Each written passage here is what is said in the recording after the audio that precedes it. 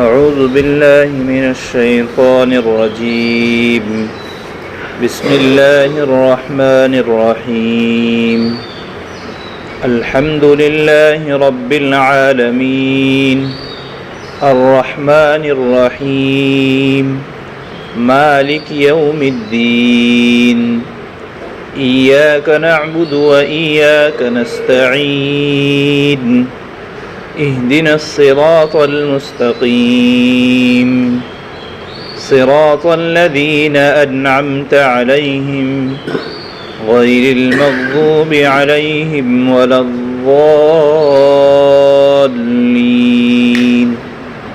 آمین۔ تمام تعریفیں اس اللہ کے لیے ہے جو تمام جہانوں کا پالنہار ہے، جو بڑا مہربان نہایت رحم کرنے والا ہے، اور جو یوم جزا کا یعنی قیامت کے دن کا مالک ہے۔ ہم اسی کی عبادت کرتے ہیں، یا اے اللہ ہم آپ ہی کی عبادت کرتے ہیں اور آپ ہی سے مدد طلب کرتے ہیں۔ ہمیں سیدھا راستہ دکھلا، ان لوگوں کا راستہ جن پر آپ نے انعام کیا ہے، نہ کہ ان لوگوں کا راستہ جس پر آپ کا غضب نازل ہوا اور جو لوگ گمراہ ہو گئے۔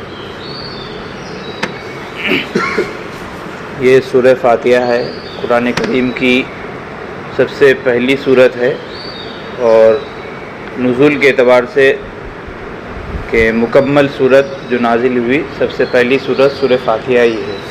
شروع سے آخر تک پوری سورت، پہلی مرتبہ جو سورت مکمل طور پر نازل ہوئی ہے وہ سورہ فاتحہ ہی ہے، اور اس کی کئی خصوصیات ہے۔ پہلا تو یہی کہ ہر نماز میں یہ سورت پڑھی جاتی ہے، گویا کہ ہر رکعت پہ پڑھی جاتی ہے۔ دوسری خصوصیت حدیث میں یہ ہے، اللہ کے نبی فرماتے ہیں کہ اس جیسی صورت نہ پہلی کتابوں میں آئی اور نہ خود قرآن میں کہیں اور آیا، یعنی نہ توریت، زبور، انجیل میں اور نہ خود قرآن میں اس جیسی صورت آئی ہے۔ خصوصیت کے ساتھ اللہ تعالیٰ نے یہ صورت جو ہے نبی صلی اللہ علیہ وسلم کو عطا کی ہے۔ ایک حدیث میں یہ بھی ہے کہ اللہ کے نبی فرماتے ہیں کہ دو نور مجھے عطا کیے گئے، ایک سورہ فاتحہ اور ایک سورہ بقرہ کی آخری آیتیں۔ جو شخص ان دونوں کو پڑھے گا تو اس میں جو دعائیں ہیں اللہ تعالیٰ اس کے حق میں وہ دعا ضرور قبول کریں گے۔ اور اس صورت کو سورۃ الشفا بھی کہا جاتا ہے۔ حدیث میں ہے کہ کوئی بھی بیماری ہو انسان کو، وہ اگر سورہ فاتحہ پڑھ کر دم کر لے تو اللہ تبارک و تعالیٰ کی ذات سے امید ہے کہ اللہ تعالیٰ اس کو شفا عطا کر دیں گے۔ اسی لیے اس صورت کے کئی نام ہیں۔ ظاہر سی بات ہے کہ جب جس شخص کے اندر زیادہ کمالات ہوتے ہیں، خصوصیات ہوتے ہیں، تو اس کے کئی نام ہوتے ہیں۔ مثال کے طور پر ایک طالب علم ہے، وہ صرف قرآن یاد کر لے، قرآن حفظ کر لے تو اس کو ہم کہتے ہیں حافظ صاحب۔ لیکن اگر وہ قرآن یاد کرنے کے ساتھ قرآن کو تجوید سے پڑھنا اور اچھے سے پڑھنا بھی سیکھ لے 1-2 سال لگا کر، تو اس کو کہتے ہیں قاری صاحب بھی کہتے ہیں۔ پہلے صرف وہ حافظ تھا، لیکن اور محنت کیا تو ایک صفت اس میں اور بڑھ گئی، وہ قاری صاحب بھی ہو گئے۔ پھر کچھ سال اور لگایا، قرآن کے معنی کو سمجھنے کی اس نے کوشش کی، تو اب وہ مولانا اور مولوی صاحب بھی بن گئے۔ 1-2 سال اور لگایا، قرآن میں غور و فکر کرنے لگا، اس سے مسائل کو سمجھنے لگا تو وہ مفتی صاحب کہلایا۔ اور محنت کیا تو وہ پھر قاضی صاحب بنا۔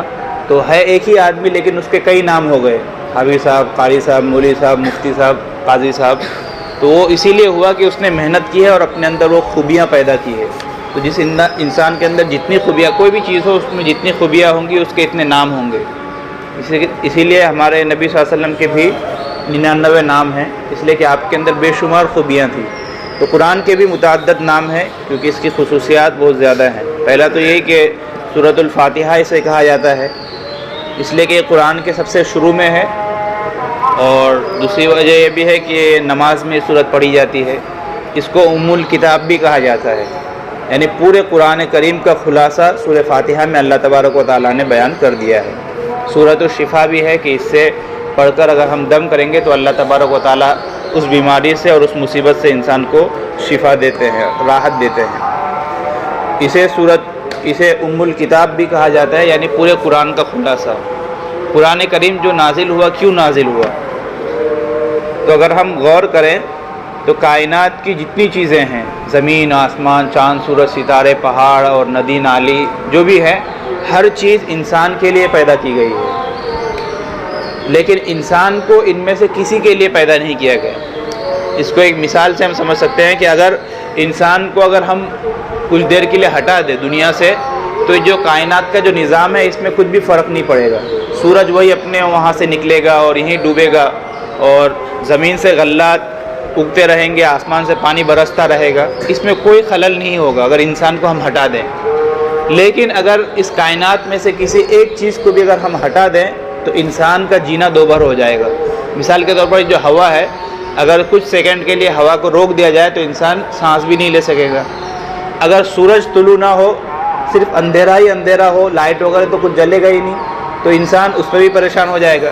زمین کو اگر ہٹا دیا جائے تو انسان پانی میں ڈوب جائے گا.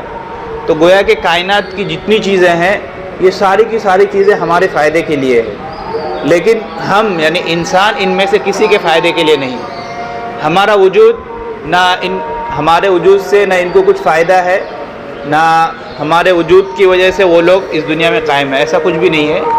تو پتہ یہ چلا کہ کائنات کی ہر چیز انسانوں کے لیے بنی ہے، لیکن خود انسان ان میں سے کسی ایک چیز کے لیے نہیں بنا.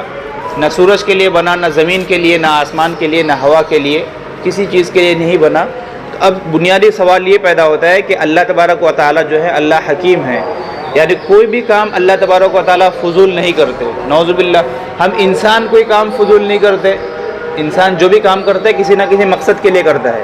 ہم آج یہاں اعتکاف میں بیٹھے ہیں کسی نہ کسی مقصد کے لیے، ایسا تو ہے نہیں کہ بس سب آ رہے تھے تو ہم بھی آ کر بیٹھ گئے، ایسا کچھ ہے نہیں. کوئی نہ کوئی ایک مقصد ہوتا ہے انسان کا. تو جب انسان کوئی کام فضول نہیں کرتا ہے، بے مقصد نہیں کرتا ہے، تو اللہ تبارک و تعالیٰ جو احکم الحاکمین ہے، جو حکمت والے ہیں، جو دانا ہیں، وہ بغیر مقصد کے کیسے کوئی کام کر سکتے ہیں. تو ہم غور کرتے ہیں کہ بھائی جب اللہ کا کوئی کام بغیر مقصد کے نہیں ہوتا تو انسان کو پیدا کرنے کا مقصد کیا ہے. اب انسان غور کر رہا ہے، کچھ سمجھ میں نہیں آ رہا. ظاہر سی بات ہے کہ یہ سب چیزیں جو روحانیت سے تعلق رکھتی ہے، انسان کی عقل ایک حد تک ہی کام کرتی ہے، لیکن اس کی رہنمائی کے لیے ضرورت پڑتی ہے.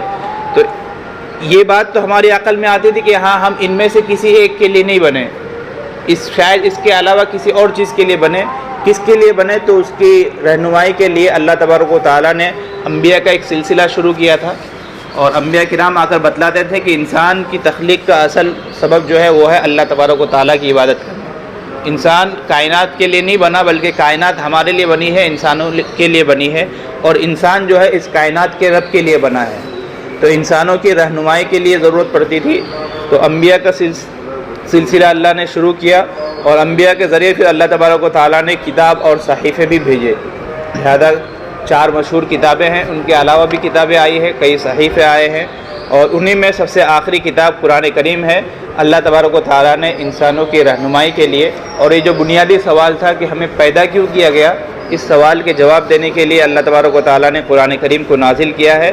لہذا قرآن کے نزول سے یہی مقصد ہے کہ انسان عقائد صحیحہ کو اپنائے، یعنی جو ضروری عقیدے ہیں کہ اللہ ایک ہے، اور انبیاء جتنے ہیں سب اللہ کے رسول ہیں، محمد صلی اللہ علیہ وسلم اللہ کے آخری نبی ہیں، قیامت برحق ہے، ان سارے عقیدوں کو مانے، اور عقائد کو ماننے کے ساتھ اعمال بھی کرے.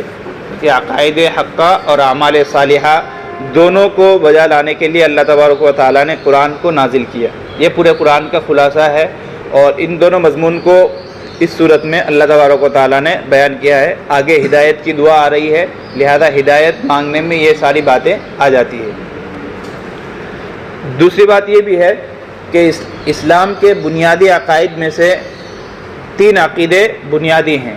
یعنی اسلام کے کئی عقائد ہیں، ان میں سے 3 عقیدے بنیادی ہیں، جن میں سے پہلا ہے عقیدہ توحید، یعنی اللہ تبارک و تعالیٰ جو ہے انسانوں کا رب اور انسانوں کا پالنہار ایک ہی ہے، تنہا ہے، ان کے جیسا کوئی نہیں.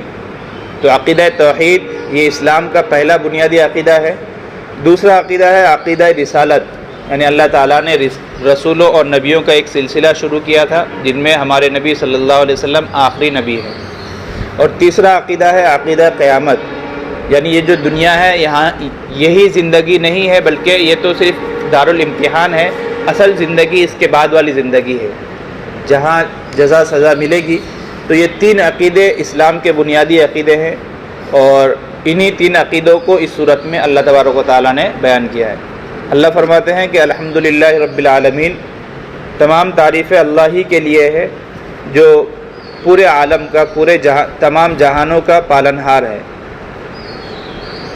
رب کہتے ہیں کہ جو عدم سے وجود میں لائے، یعنی کوئی چیز پیدا ہی نہیں تھی، اس کا کوئی وجود ہی نہیں تھا، کوئی نمونہ ہی موجود نہیں تھا، پھر بھی اللہ تعالیٰ نے امر کن سے اس چیز کو وجود میں بخشا. یعنی انسان ہے اور دیگر چیزیں ہیں، پہلے ان کا وجود ہی نہیں تھا لیکن اللہ نے ان کو وجود بخشا. اور نمبر 2 کہ پھر وجود دینے کے بعد اس چیز کو باقی رکھنے کے لیے بھی جو چیزیں ضرورت پڑتی ہے اس کا انتظام کریں. اور نمبر 3 کہ اس چیز کو تدریجاً یعنی دھیرے دھیرے درجہ کمال تک پہنچائے. انسان پہلے موجود نہیں تھا، پھر اللہ نے ان کو پیدا کیا، پھر پیدا کرنے کے بعد جتنی چیزوں کی ضرورت تھی، کھانے پینے کی اور سانس لینے کی وغیرہ، ہر چیزوں کی ضرورت کو اللہ نے مہیا کیا، اور دھیرے دھیرے پھر انسان کو تدریجاً اس کے آخر عمر تک پہنچا کر کمال تک پہنچا دیا. تو یہ 3 کام جو ہے رب کے ہیں. تو اللہ فرماتے ہیں کہ تمام تعریفیں اس اللہ کے لیے ہے جو تمام جہانوں کا رب ہے. اس جہان کا بھی اور اس سے آگے اور بھی جہان ممکن ہے، ہو سکتے ہیں، تو تمام جہانوں کا، بلکہ یہاں تک ہے کہ ایک انسان جو ہے خود وہ ایک کائنات ہے. اگر انسان اپنے اندر اس کا جو سسٹم ہے، آج کل تو میڈیکل سائنس نے بہت ہی آسان کر دیا ہے، انسان اپنے اندر اگر غور کرے تو اس کے اندر ایسی ایسی نعمتیں ہیں، ایسی ایسی چیزیں ہیں کہ اس کی نظیر نہیں. گردے کے پاس ایک پردہ ہوتا ہے جس سے چھل کر پھر پیشاب دانی میں پیشاب جاتا ہے اور وہاں خون کی صفائی ہوتی ہے. تو اس کا جو پردہ ہے، میڈیکل سائنس والے کہتے ہیں کہ وہ اس قدر باریک ہے کہ اس کے یعنی انسان نے تو بہت ساری چیزوں کو مصنوعی طور پر بنا بھی لیا ہے، ہارڈ بنا لیا اور دیگر چیزیں بنا لی، لیکن وہ پردہ اللہ تبارک و تعالیٰ نے اس قدر باریک رکھا ہے کہ اس کے جیسا کوئی بنا بھی نہیں سکتا. اسی لیے اگر کسی کی کڈنی خراب ہو جائے تو نئی کڈنی لگانی پڑتی ہے، یعنی اس میں ہی کچھ سدھار نہیں کر سکتے، اس لیے کہ اللہ نے اس کا نظام بہت ہی باریک رکھا ہے، اور ایسا کہ انسان اسے دوربین وغیرہ کے ذریعے دیکھ تو سکتا ہے لیکن اس کے جیسا پیدا نہیں کر سکتا، بنا نہیں سکتا. تو اللہ تعالیٰ نے انسان میں خود ایسی چیزیں رکھی ہے کہ جس کی کوئی نظیر نہیں.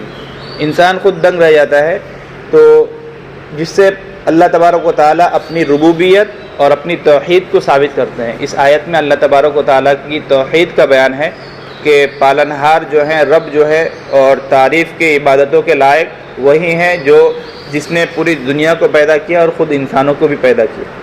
آگے اللہ کی 2 صفتیں ہیں کہ الرحمن الرحیم، کہ اللہ نہایت رحم کرنے والے ہیں، اور نہایت کہ رحمان کہتے ہیں کہ جس کی رحمت دنیا اور آخرت دونوں جگہ عام ہو. سوال ہوتا ہے نا کہ ہم مسلمان اللہ تعالیٰ کو مانتے ہیں اور دنیا کی جتنی نعمتیں ہیں یہ سب اللہ کی ہی نعمت ہے، لہذا ہونا تو یہی چاہیے کہ جو اللہ کو مانے اللہ کے نعمت صرف اسی کو ملے، جو اللہ کو نہ مانے اس کو نعمت نہ ملے. قاعدہ تو یہی ہے دنیا کا کہ جو ہماری بات مانتا ہے ہم اسی کو نوازتے ہیں، جو ہماری بات نہیں مانتا ہم اسے کچھ نہیں دیتے. تو جب دنیا بھر کی نعمتیں اللہ ہی کی ہے تو صرف مسلمانوں کو ہی ملنا چاہیے، کسی اور کو نہیں ملنا چاہیے.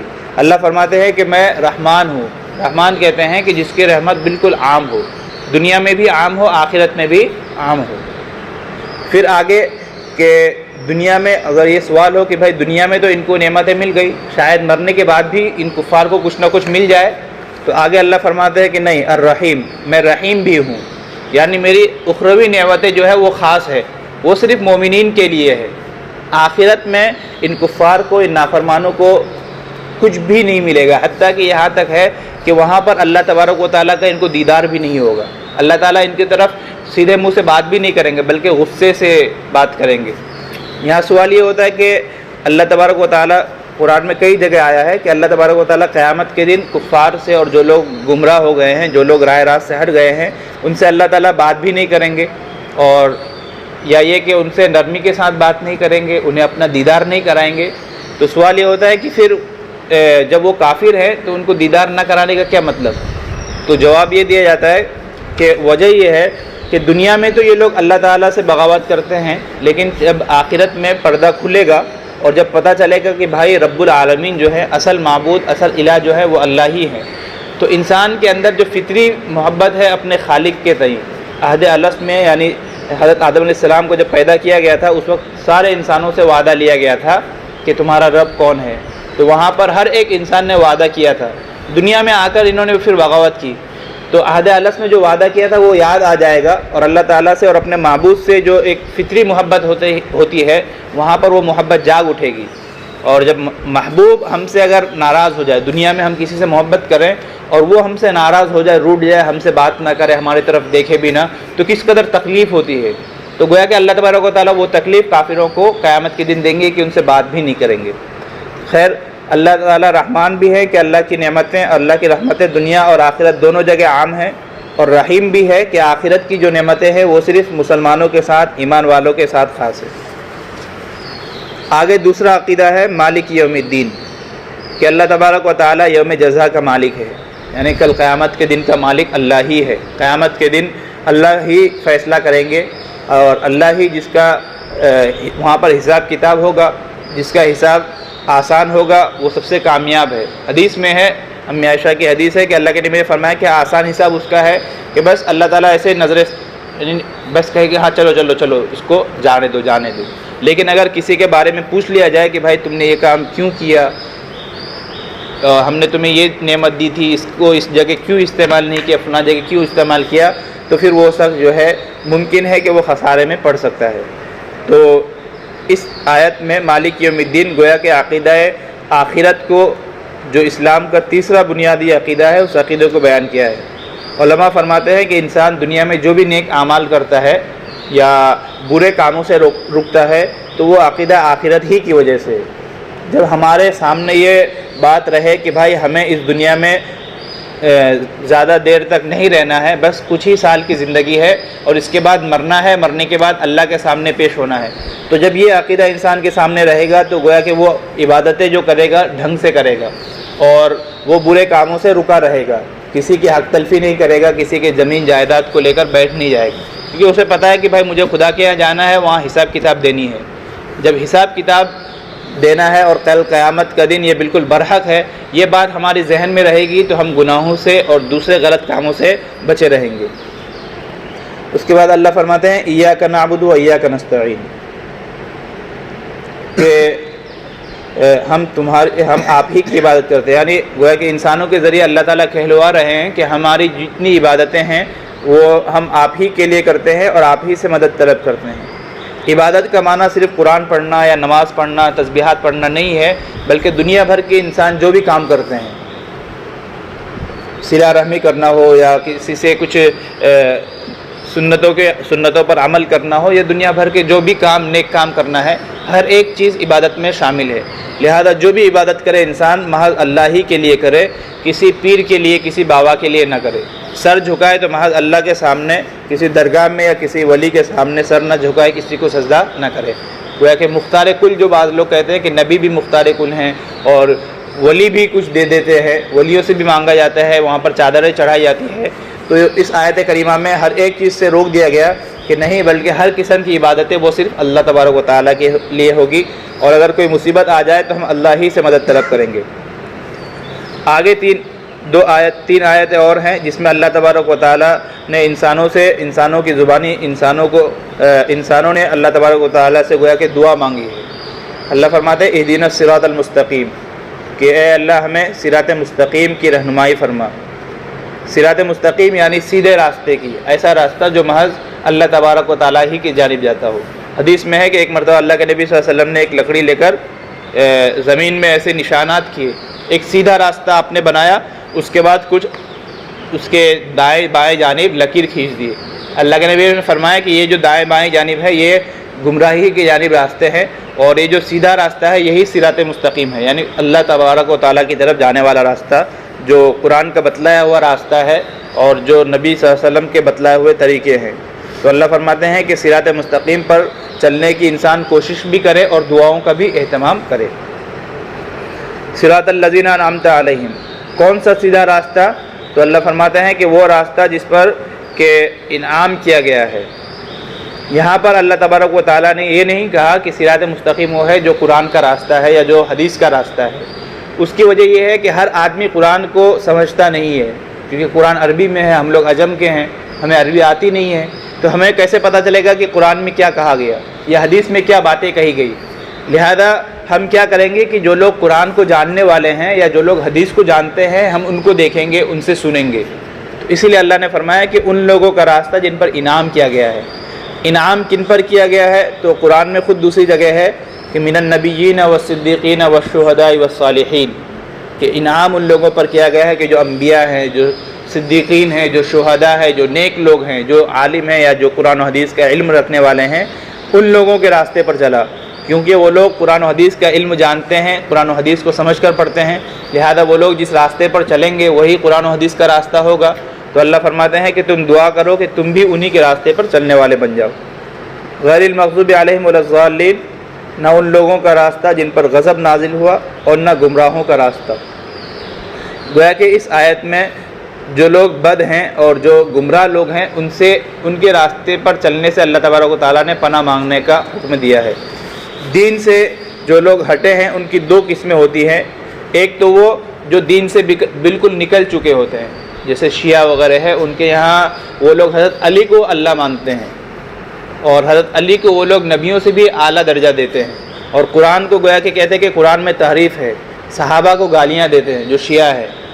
تو شیعہ وہ ہے کہ جو بالکل اسلام سے نکل چکے ہیں، یعنی وہ مسلمان ہے ہی نہیں، اور دوسرے وہ لوگ ہیں کہ جو اسلام سے تو نہیں نکلے لیکن وہ صراط مستقیم سے ہٹ گئے ہیں، گمراہ ہو گئے ہیں، جیسے ہمارے بریلوی بھائی ہیں کہ وہ لوگ مزارات سے مانگتے ہیں، اولیاء سے مانگتے ہیں اور پیروں کو سجدہ کرتے ہیں، تو یہ لوگ دین سے تو نہیں نکلے لیکن راہ راستے اور صراط مستقیم سے ہٹ گئے ہیں، تو یہ لوگ گمراہ ہیں، اور یہ لوگ گویا کہ ضالین ہیں، گمراہ ہیں۔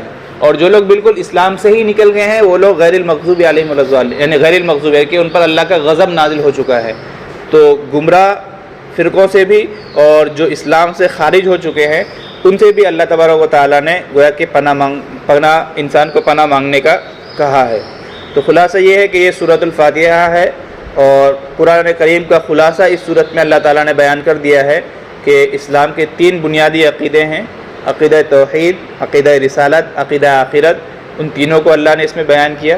اسی طرح قرآن کے نازل ہونے کا جو سبب تھا کہ دینی رہنمائی اور دینی ہدایت انسان کو مل جائے، اس کا خلاصہ اللہ تعالیٰ نے سورہ فاتحہ میں ذکر کر دیا ہے۔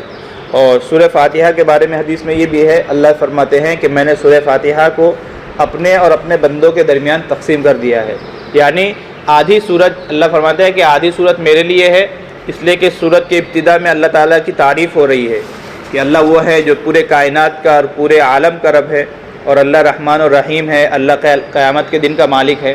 تو آدھی صورت میں اللہ تعالیٰ کی گویا کہ تعریف ہو رہی ہے، تو اللہ فرماتے ہیں کہ آدھی صورت میرے لیے ہے اور آدھی میرے بندے کے لیے ہے، کہ آدھی آگے جو ہے اہدنا الصراط المستقیم، کہ اللہ ہمیں سیدھی راستہ دکھلا، ان لوگوں کا راستہ جن پر انعام ہوا ہے، نہ ان لوگوں کا راستہ کہ جو دین سے نکل گئے یا گمراہ ہو گئے۔